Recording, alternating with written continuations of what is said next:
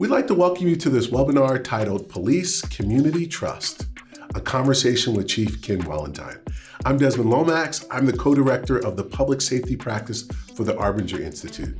Chief Wallentine's background includes over 40 years of law enforcement experience. And currently he's the chief of police for West Jordan Police Department in the great state of Utah. Today, we're going to spend some time talking to Chief Wallentine about his experience using Arbinger principles in day-to-day policing. And we hope you enjoy this conversation. Chief, start us off. Give us a little background. I want a background from where you started to how you got here. Well, not unlike many young folks, I wanted to pursue a career where I thought I could have an impact and make a difference. Also, I think, as you know, I had a long history of law enforcement in my family, going back well over 100 years. And so I went through the motions, did the tryout, finally got the job, started out as a patrol officer like everybody does, was a street cop, and moved through the ranks as we do. And after I finished my degree, I went to law school and thought that I would practice law. And I did for a brief period of time. I worked for the feds for a period of time. But I really missed that fulfillment of having an impact as a police officer. Ultimately landed at the Utah Department of Public Safety, where I got involved in police training. From there, became a chief at the Attorney General's office. Along the way, had the opportunity to write some books. And I've been chief at the West Jordan Police Department now for about 2.5 years, and it's just the greatest. I have the most wonderful people that I work with. It's extremely fulfilling. Fantastic. And so I know you personally. Right, we've known each other for a long time. We've crossed some. Sure. I have to speak to that a little bit. I'm a 20-year retired officer now, and I've worked with you in training. The direct impact you've had on me is that you had a newsletter called Zephos. And could you speak to that a little bit? Because that's phenomenal. We are in our 22nd, 23rd year of publishing Zephos. It's a monthly newsletter that talks about legal issues that really impact the cop on the street. It talks about search, seizure, arrest, detention, interview, interrogation, the sort of things that are dynamic and changing in the police world. And cops need to know about the changes. They need to know what's the best practice. And they also need to see what other officers have done that has been successful, or also gotten the officers into trouble, so they can avoid trouble. It's kind of interesting how we got the name. Zephos is a short backup sword that the ancient Greek soldiers would carry. So it's a backup tool for officers, and tens of thousands of cops now read that, and that's a joy to know that we're making a bit of an impact there. No, I've personally read Zephos when I was a patrol officer. Some of the things I learned about search and seizure changed outcomes for me, which was important. And so anyway, I just love that outward impact that you've had. Tell me a little bit about some of the associations you've been a part of. So I'm currently the president of the Utah Chiefs of Police Association. Okay. I formerly was the president of the Utah Peace Officers Association. Yes. Mm-hmm. I've been involved with the International Association of Chiefs of Police and served on a number of committees with IACP over the years. I've been active in a number of groups, but they all come back ultimately to what makes the job of the cop on the street more efficient, more effective, and easier. Yes, absolutely. Which brings us to some of the Arbinger work you've done. And one of the unique things I've seen is that you've incorporated Arbinger principles like directly into informing the day-to-day work that you do in law enforcement. So I want to talk about that in detail today. First of all, how did you get introduced to Arbinger? I picked up one day a book that has had a significant impact on my life. Other than the Holy Scriptures, it's the only book that I think I can say I've read 5 or more times, and that's The Anatomy of Peace. That's been a very meaningful thing for me. But my informal association with the principles behind Arbinger goes back more than 40 years ago. When I was a student, I took a philosophy class from Dr. Terry Warner, and he was, I don't know how far along he had developed the principles, but we talked about the principles of outwardness And the thing I remember from that class the most was this concept of having a heart at peace. And years later, when I picked up the anatomy of peace and learned about the work of the Arbinger Institute, then that just all came flooding back to me. And it's a truth, that really was residing somewhere within me before. And when I read the anatomy of peace, I thought, all right, it's time for us now to realign. I needed to realign my life with having a heart of peace. That's excellent.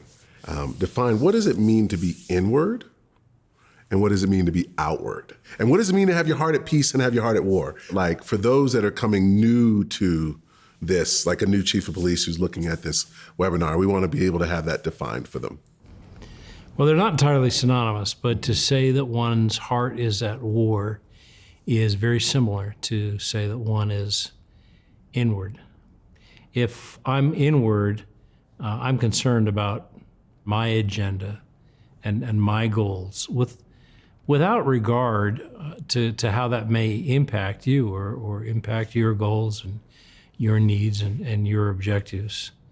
If I'm inward and I'm working with you, I see you as maybe a tool, maybe a resource, but I don't see you as a person with your own needs and goals and objectives. To the opposite of that, if I'm outward, we may work together, but I don't see you just as a resource, just as a tool, just as someone who can help me accomplish my objectives. I see you as a person, and because I see you as a person with needs, goals, and objectives, I engage with you, I explore what those are, and I'm concerned about, I measure, I assess my impact on what my behaviors do on you as a person.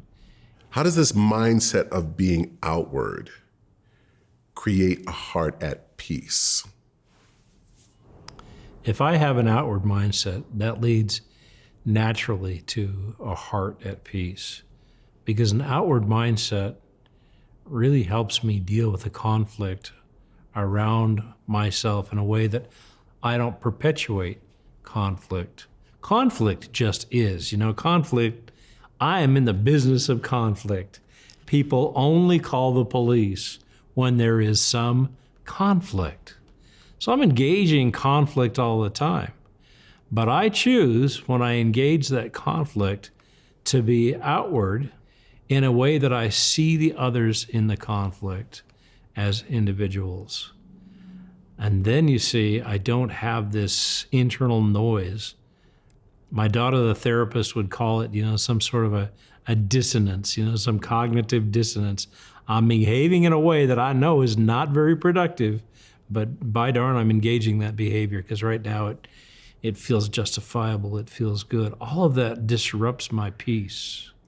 I mean, the biggest betrayal. Yes. The biggest betrayal of all is the betrayal that happens every day within ourselves. When we betray who we are, who we're supposed to be. We are here on the earth to serve. That's it. My role, as I chose over 40 years ago, I raised my arm to the square and I took an oath that said I would support and defend the Constitution of the United States of America, even at the cost of writing out a check for my own life. That's service. But what I really chose to do every day is to serve the people around me. And when I betray that oath, that commitment that I made to myself, that principle that I know that I am here on this earth to serve, that's the ultimate betrayal. That's the ultimate turning inwardly. It is. And so it's very difficult to have peace when you're betraying yourself. No, it is impossible to have peace when you're betraying yourself. That's excellent. And so you've introduced these Arbinger principles into your organization currently. Desmond, cops. There are two things cops don't like: the way things are and change. Yes. And we were talking about a fairly significant change in how we train, because we train officers for competencies. We train them for skills. We never really train cops to look at their impact. We never really train officers in a formal way to see others as individuals with needs, goals, objectives, etc. And I had a conversation with one of my lieutenants, and I said, I'd really like to bring these principles to bear in our organizational philosophy. Will you sit down and help me sketch out how that might happen? And so talked about bringing the developing and implementing an outward mindset course into the organization, and then getting some of our folks trained up as facilitators and presenting that to all of our folks. And that took about a year to get through that. We now have the developing and implementing an outward mindset course as part of our beginning academy. So before our cops ever hit the street, they learn these principles. And so it's not unusual when they hear, "Are you really seeing others and assessing your impact today?" So that they know when we have these conversations, they have a frame of reference. Awesome. Traditionally, training has been, we want to train you to be able to assess threats. We want to be able to evaluate, see what's going on, and help you be trained in a way where you can go home safe and the people around you can go home safe.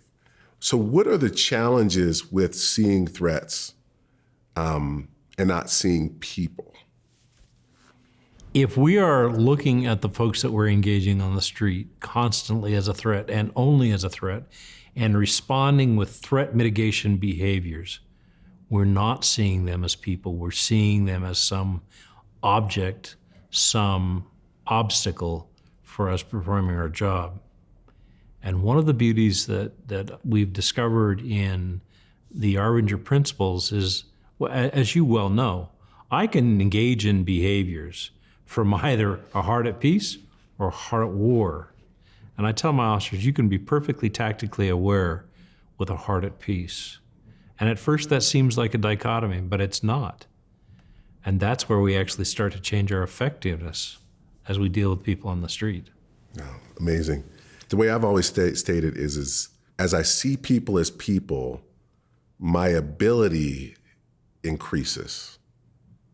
If all I see is a threat or an obstacle, then I have a hammer and they're a nail. If I see people as people, then I have an array of options to work with people. I'm limited with my options when I'm working with problems or obstacles.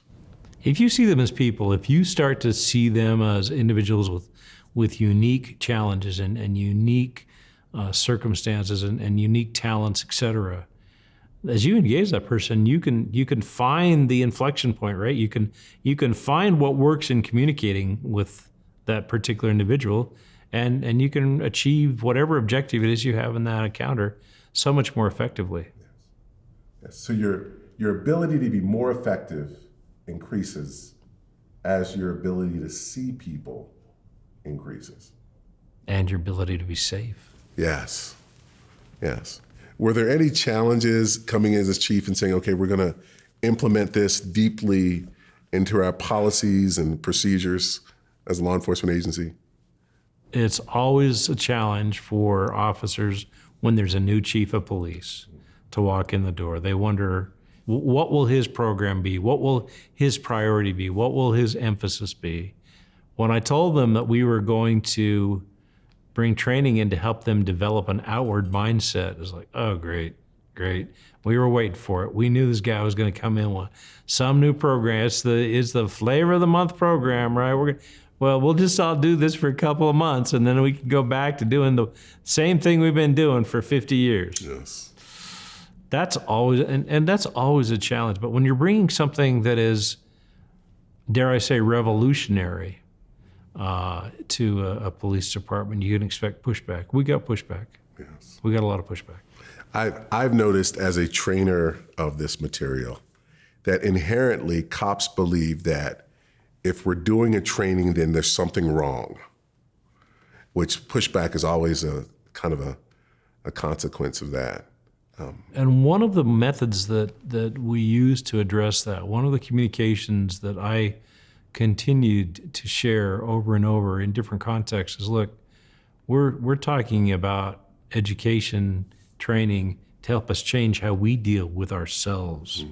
We're talking about how we deal with the other officers in our agency and the other people who work in our police department. Yeah, it's going to be helpful on the street. But really, we're talking about becoming different sorts of people among one another. And that, honestly, Desmond, is where we've seen the greatest impact in the department. We have seen a greater level of collaboration, a greater sharing of information and resources. We've seen officers who are much more concerned about the development of their fellow officers than they are about their own development. And you and I understand this principle, right? When you are being outward and you're helping other people, you're just lifting yourself up at the same time. It just benefits the entire organization. I think if someone were to ask me the greatest impact from bringing the outward mindset training into our department now, 2 years after we started, I would say that we care more internally, we care more about one another, and we care more about our successes. And that's manifest in many, many ways. But the little impacts, the little behaviors, they can all be traced back to people who are caring more because they're outward. They're seeing their fellow employees, their fellow officers as human beings. That's fantastic, which invites those individuals to see the community as individuals. Do you have any stories about the positive impact that these Arbinger principles have had on working relationships? Like you said, that's where you've had the greatest impact that Arbinger's had on your organization. I think one of the most significant impacts is to look at how we develop our interpersonal skills. It's hard to measure, but you hear in conversations around the police department now, when we speak of an individual and their suitability for an assignment or a promotion, or whether we need to help that individual in a particular way, we hear commonly talk about how that person impacts others, how well they see their impact on others, and how well they adjust their efforts. So, I mean, one of the benefits, it's tangible benefit, may not be significant, but it's tangible benefit, is the language that we use. We have a vernacular, we have a shorthand, and we can use that shorthand to inoffensively cue others to perhaps adjust their efforts. A few days ago, I walked into a meeting. There were, I believe, 5 officers sitting in a room, and one of the officers was brand new to that particular unit. He had just been assigned to a very desirable specialty. And in the discussion about this promotion, this assignment with the broader staff, there had been some questions about whether he really understood the impact that he had on others. And so I listened to a conversation for about 15 minutes where the leaders and the peers on this team talked with this new team member about some of his behaviors and how they impacted others. But here was the beauty. You had a conversation that could have been very emotional. It could have been laden with all kind of assignment of blame. It could have been very, you need to fix this. There's something wrong with you. And it wasn't. It was a conversation about how can we support you in adjusting your efforts so that you have this impact as part of our team. It was remarkable. It was just astounding. I very quietly got up and left the room, went into my office and thought, we're making progress. That's real. And that is an impact that I really can take pleasure in. And I think one of the great beauties was that this particular officer, he could sit there and feel, I mean, he was hearing the same messages that could have been delivered in a very different way. But he was feeling the esteem and the value that each one of those team members had for him. He was walking into a situation where he didn't have to prove anything. He was walking into a band of brothers, if you will, people who were standing ready to engage with him as a peer, as someone who was valued by them. I know that may sound like a fairly commonplace activity, but it's not. And that's the beauty of it. It's a behavioral change as an organization, not as just an individual. Tell me a little bit about your lieutenant who's over the SWAT command and how you conduct tryouts based upon an outward mindset. We have a number of facilitators, both in command ranks and also in our ranks of patrol officers and detectives that are Arbinger facilitators who actually teach the courses. This particular lieutenant is one of our better facilitators. Now, the tryouts are very physical, they're very intense, and they are designed to just exhaust an individual, exhaust them intellectually, emotionally, physically by the end of the day. Because part of the observation is we're really looking to see, what do you like when you have been through a day of challenges, shall we say. And then when they leave, the day or two following, there are discussions among the SWAT leaders that have administered the entrance test. I recently sat in on one. I was quiet. I just sat there and listened. And I heard language such as, well, you know, when things really got difficult, he was turning inward. And one officer I heard described that, you know, she had some challenges, but the one thing that was notable about her throughout the entire day is she was focused on the team success. She was outward in this way. She was outward in this way. She was the one that made sure that everybody ran in across the finish line together. That impresses me for a couple of reasons. It impresses me because I think that outwardness with a group that is empowered and trained to use force in the most difficult situations, I think that that's vital. It's also important to me that this group, which becomes, I think, an incubator of leaders within our organization, is fostering that outward mindset along with the development of the very highest physical and thinking skills that we have in the world of tactics. We certainly weren't seeing that a couple of years ago. And I think that it's made a change. And the beautiful thing is, so our SWAT team trains one day every week. They train intensely. And every once in a while I drop in and see what they're doing. And when I hear the conversations where they're talking about their behaviors and about their impact on others, I just stand back and say, oh my gosh. And you talk about a force multiplier. These people are becoming force multipliers because of their awareness of their behaviors and their impacts. In listening to that, what comes to me is what makes understanding my impact on others, what makes that effective? If you don't understand your impact on others, you will never be an effective, efficient member of the team.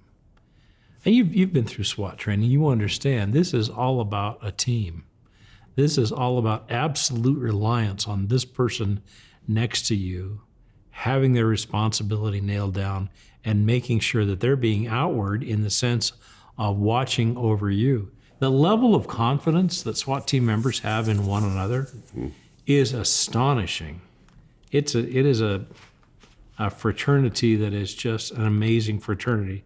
And people say, well, they've been through all this together. Well, that may be true, but it's because they develop this sense that each one of them regards the other as a valued individual who's part of that team. That's phenomenal. I think the heart of seeing other people goes back to having meaningful, loving relationships. And I know that scares officers a little bit. Like, you start talking love.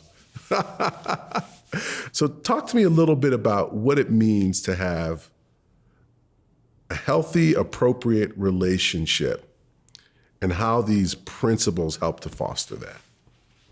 So often in our business environment, including the business of policing, we look at relationships from a transactional point of view. What do you have that I need? What can you do for me? In other words, as you mentioned a minute ago, how are we seeing those people? As vehicles, as tools, things that we can employ and manipulate. And as a consequence, we never see them as people. when we don't see them as people. We see only the part of the tool that we need at that moment. We don't recognize that this person may bring an entire portfolio of experiences, abilities to the table that can help us move forward in so many other ways, because we're not seeing that person as a person. We're not having that relationship. We're not building the trust. We don't have that currency of trust that allows us really to dialogue with one another from a position of outwardness, a position of strength. I love that. So our ability to have a relationship, and dare I say a loving relationship, is our ability to see people beyond what we need and see them in a way where we can impact them and be more helpful to them. Right. And so seeing people as people. It's one thing to train it. It's another thing as a leader to model it. How do you model this at a day-to-day basis as a chief? Sometimes I do fail, and the principles allow me to step back and to reset.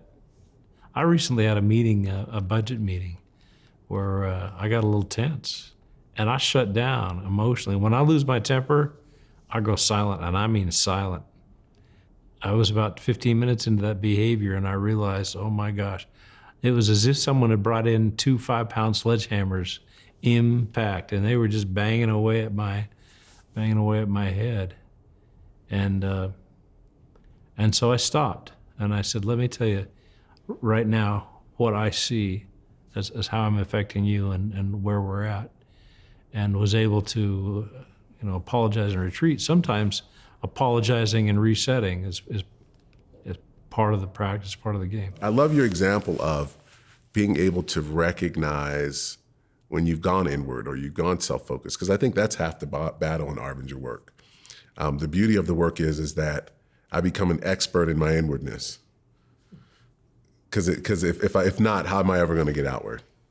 And I'm just deceiving myself at that point. Can I share a story about having gone inward?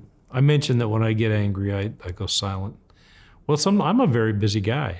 I mean, I am. I have a couple of different roles in life, aside from being chief of police, president of the Chiefs Association, and I have a very packed schedule. And sometimes that influences me to forget what's really important, what's important now. So a few weeks ago on a Friday afternoon, 2 officers walked down the administrative hallway, and they walked into my office, doors open. They walked into my office, and they sat down in chairs like this. Not invited, not with an appointment, and looked at me and said, Chief, how you doing? Fine. Just thought we'd check up on you, see how you're doing. We're just checking in. We chatted for a minute, and one of them said, you kind of haven't been around much. It's like, I've been here every day. Man, I've been here every day for 10, 11, 12 hours. But that wasn't what he was saying, right? And I heard he was saying, Chief, you've turned inward. And we miss the outward chief. Will you come back to us? Now, I don't care what they said, but what they did communicated a powerful message to me. First, it communicated that I was failing them a little bit because I'd gone inward, and they were asking me, they were inviting me to become outward. You see, these were patrol officers who, because they know that we believe these principles, felt that they could walk into my office and sit down and in their very skillful way invite me to become outward again. I went home and I said, to my wife, we're doing something. It's working. It's working. People are really getting the sense of the value of having and practicing an outward mindset. That's beautiful. So what does outward chief look like in relations to inward chief? Inward chief has these stars on his collar. He's got these medals and stuff that are reflected on the tag here. And inward chief is very mindful of the hierarchy. Outward chief, not so much. Doesn't change the fact that I am the chief of police. And ultimately, when a tough decision needs to be made, often that's at my level. It doesn't change the fact that I'm the one ultimately responsible for the conduct of well over 100 officers and a number of other employees.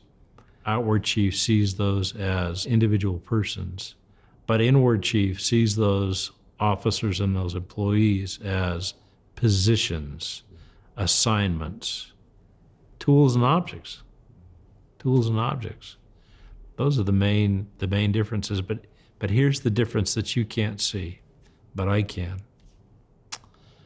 Inward chief has a heart not at peace. An outward chief has a heart at peace.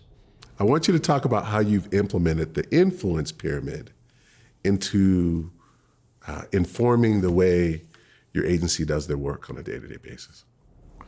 Much of the time, we think that our role as humans, but also as police officers, is to step in and to correct, to tell people what to do, to teach them the better way, because we know, right? Who likes to be told what to do?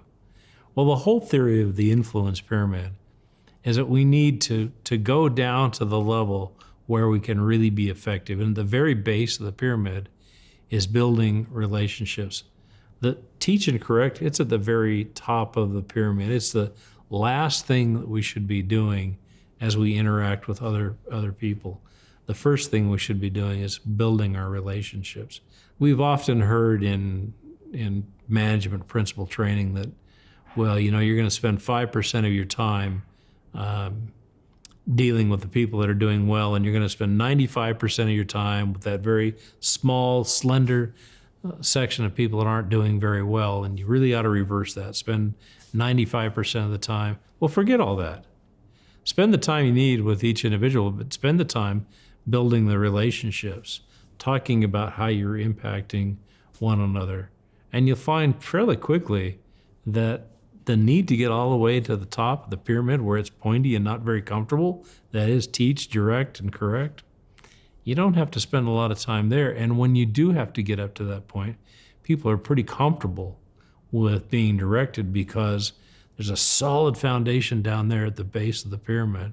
The pyramid is called the influence pyramid for a reason, because they have confidence and trust in your influence, that you're seeing them in the way they need to be seen.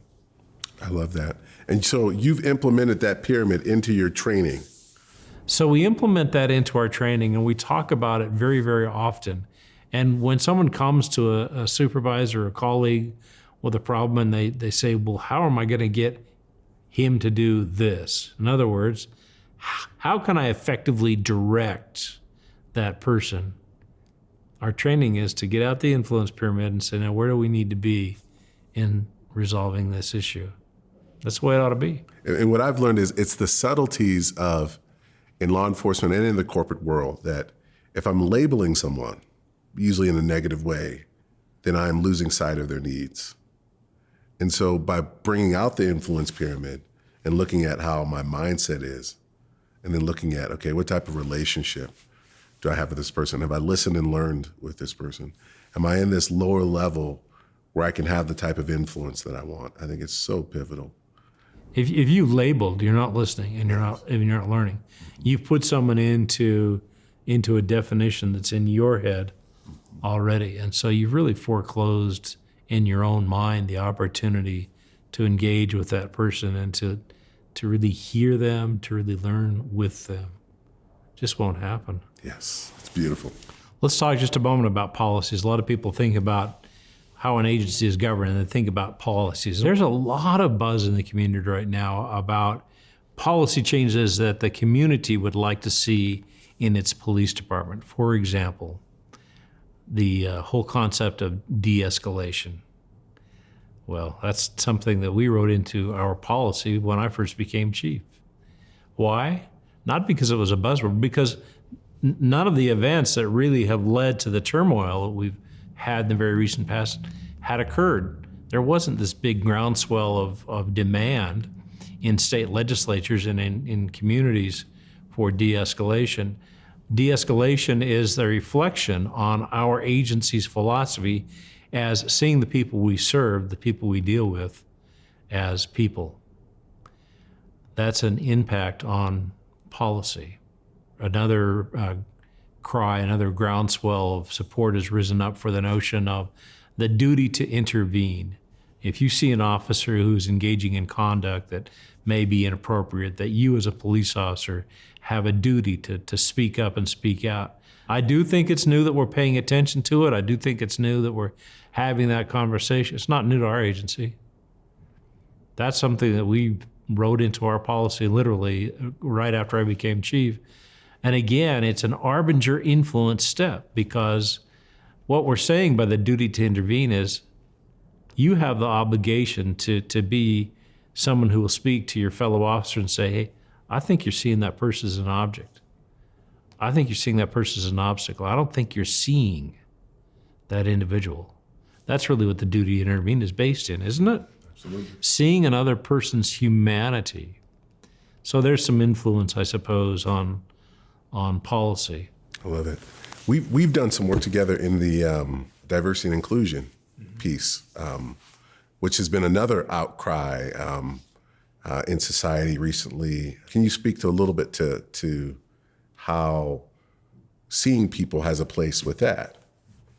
When I was at the police academy, we had a number of training programs that we brought in. We brought in diversity training. You know, teaching is about differences. We brought in anti-bias training, and that's great. Those sorts of training have their place, but they don't speak to the core issue of seeing one another as members of a community, as seeing people as individuals.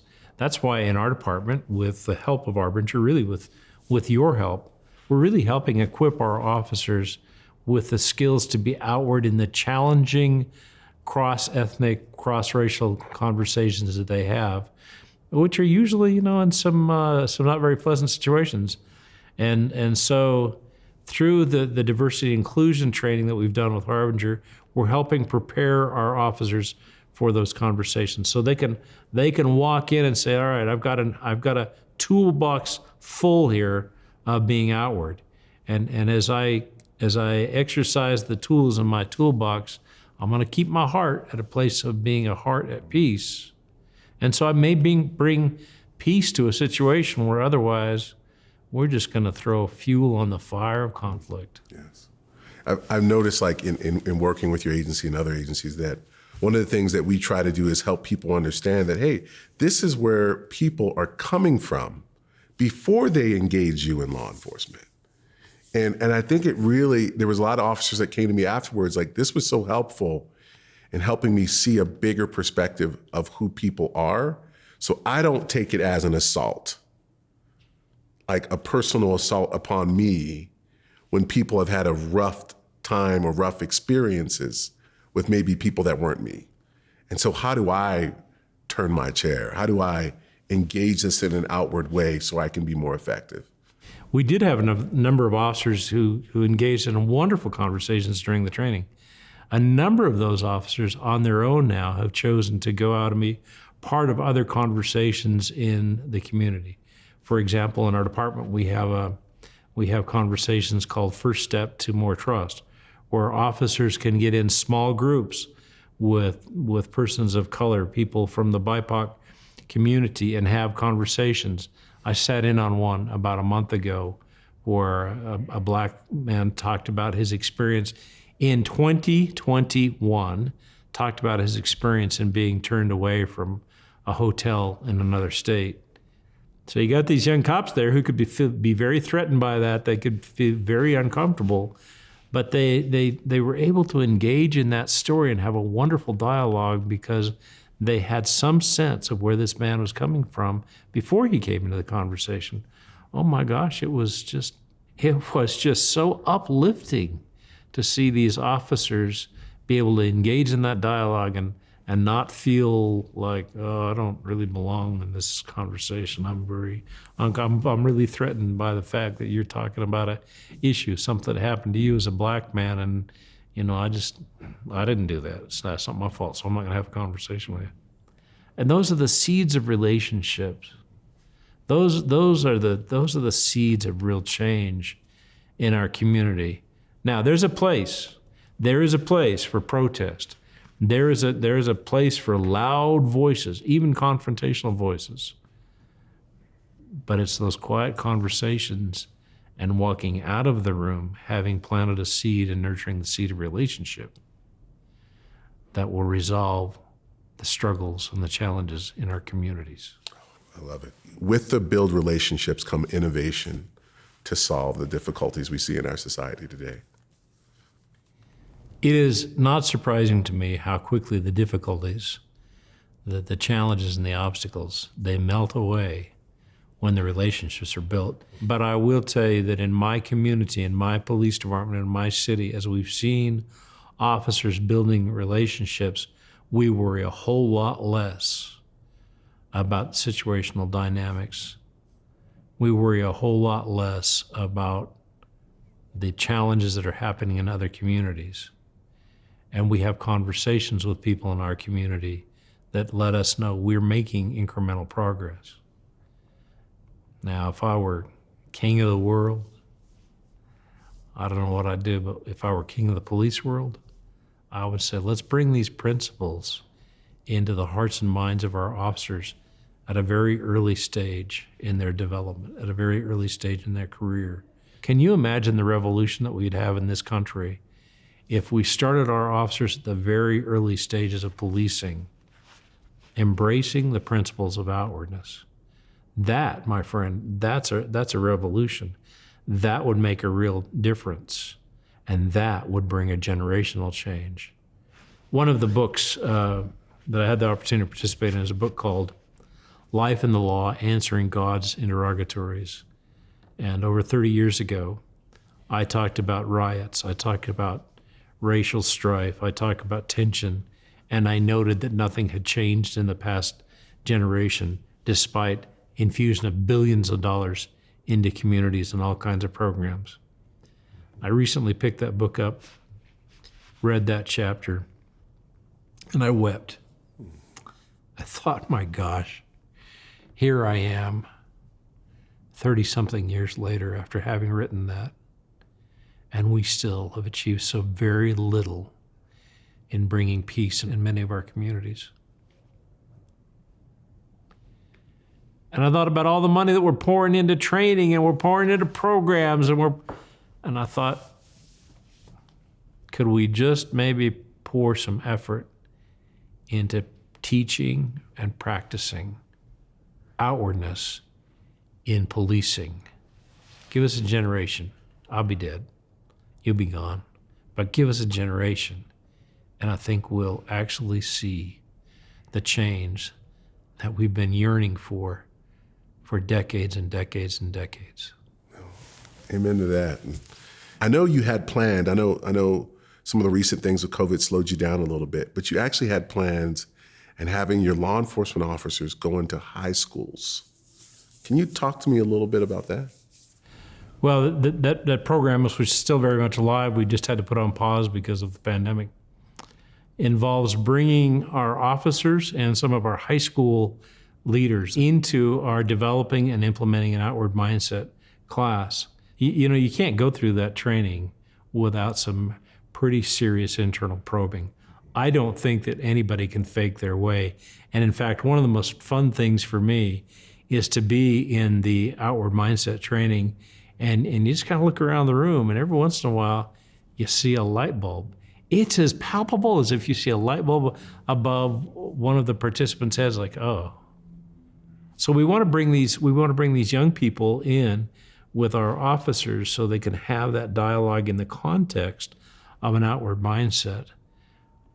That's the generational change. That's part of what I think that we can accomplish in a generation of trying to turn our young leaders and our young officers outward. Yes, I love that. I love that. So that common language and dialogue you have in your organization, you can expand that to high schools, to the community. Everyone's having this common language, which allows a certain amount of dialogue and feedback that is done in a way where we can create some significant change. So I know you have a background in, you were chief over a police academy. at one point? Was you chief I bureau was chief? I was one of the bureau chiefs. Okay, one of the bureau Utah chiefs Post. at Utah Post. What type of impact would develop a DIOM or developing and implementing an outward mindset like that 2-day training? What type of impact would you think that have on cadets in the academy? I think it would be phenomenal. We've seen cadets in the academy. They're so malleable. They're so impressionable. They're really there to make their bones as police officers. And so you can really mold these young people. But if we could start them off, I would even start, we do the day of orientation. The next 2 days for me would be developing and implementing an outward mindset. And that would allow then, you see, our instructors in every application, whether it's defensive tactics. Remember, I said earlier, you can engage in any behavior from an inward or an outward mindset. That would allow our instructors to help nurture that concept and would allow our instructors to instruct in a way that encouraged our officers to behave outwardly. And then send them into police departments where they then nurture that whole concept of being outward insofar as possible in their policing. I truly believe that in a generation, that would be a great revolution. We've had a lot of revolutions in policing, the ballistic vest, the switch to semi-automatic weapons, the carrying patrol rifles, a lot of major changes. This could be the most impactful change we'd ever seen in law enforcement history, ever.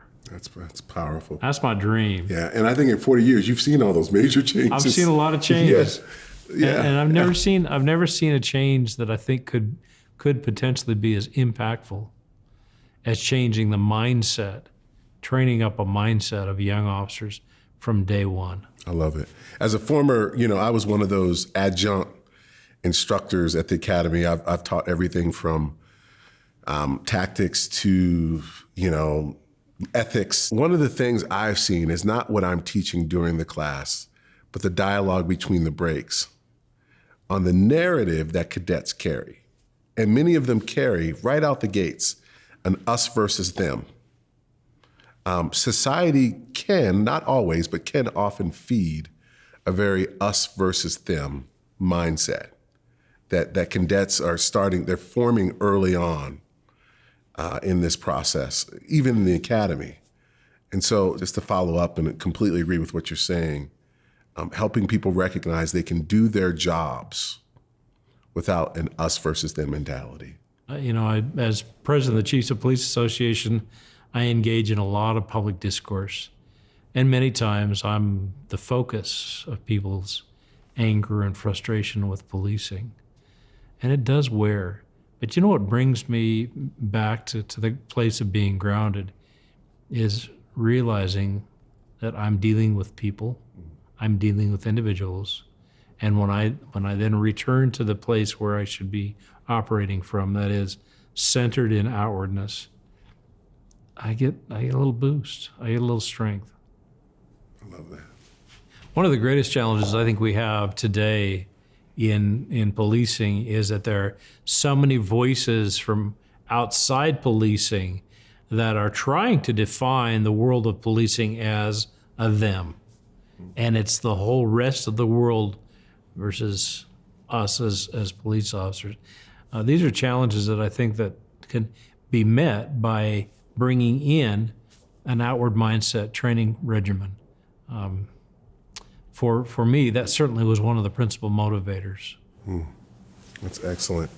And how has it helped your organization to get to, because you've talked about this, like you are out in the public, working with the public. How do you use these principles to get out of the them, right? And get more to the we? I don't go into a community meeting and say, now, today we're going to talk about the outward mindset versus the inward mindset. And we're going to talk about why some of you here today have a heart at war with your police department. No, we don't use that vernacular, but we do walk in and we do talk about here's what your police department is doing to try and serve you in a way that we think you want to be served. I mean, one of the things we're doing in my department, if you get stopped by one of my officers, you should not be surprised if you get a business card and that has a message in English and Spanish and you flip it over and there are 2 QR codes. You can scan those QR codes and you can take a survey about your police experience right then. Literally, the officer can be driving away and you can get on your smartphone and talk about your feeling about how you were delivered police services, including a citation perhaps that day.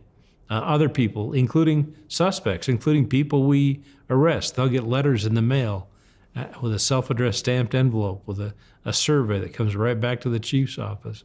We're asking the community about how we serve them. Isn't that really a manifestation of being outward? Because we're trying to see them as individuals in the community. The community sees you doing this, and they know it's not just window dressing. They know that you're trying to hear them as people in the community. I never would have thought of doing anything like that had it not been for my experiences with Arbinger training. It's powerful. It's saying we're not only wanting to see you as a person, but we want to understand our impact, good or bad. Good or bad. The interesting thing for chiefs that are thinking, oh man, I don't know if I'd do that if I were you. So we added onto our website. I'm a big believer in taking complaints. I want to hear our impact on you in the community. I'll take a complaint written on a piece of toilet paper from the county jail. I'd rather hear than not hear.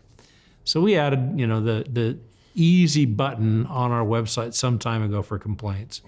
And one of the officers came to me and said, Chief, it's real easy to complain, but man, there's no easy button for someone that wants to give us a compliment. You're right. And so our webmaster had 24 hours. It's 24 hours. I want a compliment form. Since we've done that, we've had more compliments than we've had complaints. Significantly more.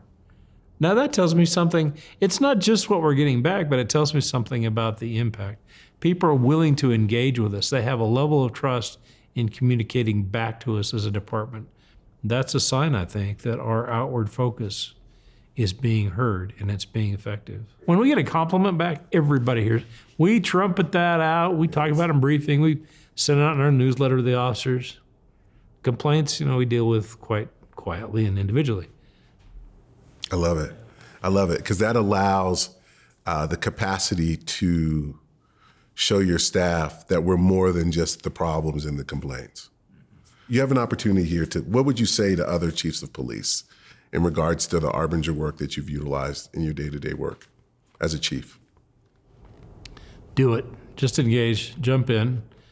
You may not have any experience with articulating and discussing an outward mindset, but I would urge you to find a course and jump in and ask yourself, wouldn't this be of some great benefit to my agency? I certainly didn't know at the very beginning what benefits we would experience. We've had some trials too. I didn't know what trials we would have.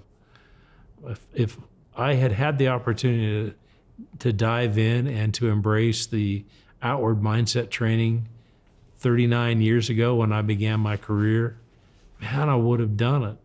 We're not talking about a flavor of the month skill or tactic or technique. So I would say to police chiefs, give it a try. I think that you will be amazed.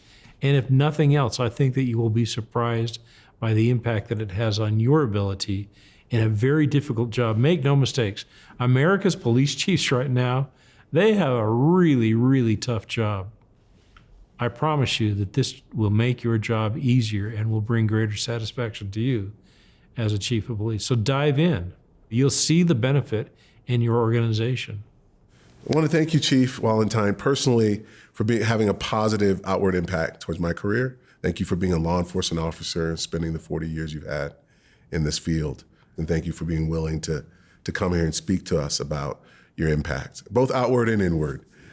Well, thank you for inviting me. This whole journey that we've had in our department, that I've had personally, toward implementing and really practicing an outward mindset in policing, it's been very worthwhile, very rewarding, and I would encourage others, join in the journey with us. I truly believe that you'll find it to be wonderful and rewarding. If this was a really interesting topic to you, we're going to have additional training. We have an outward mindset in public safety scheduled for August 19th and 20th in the state of Utah at Fred House Training Academy next to the Utah State Prison. I will be hosting and facilitating this training. I look forward to your registration and being part of a deeper dive in understanding how to use this outward mindset in day-to-day policing. Thank you for your time.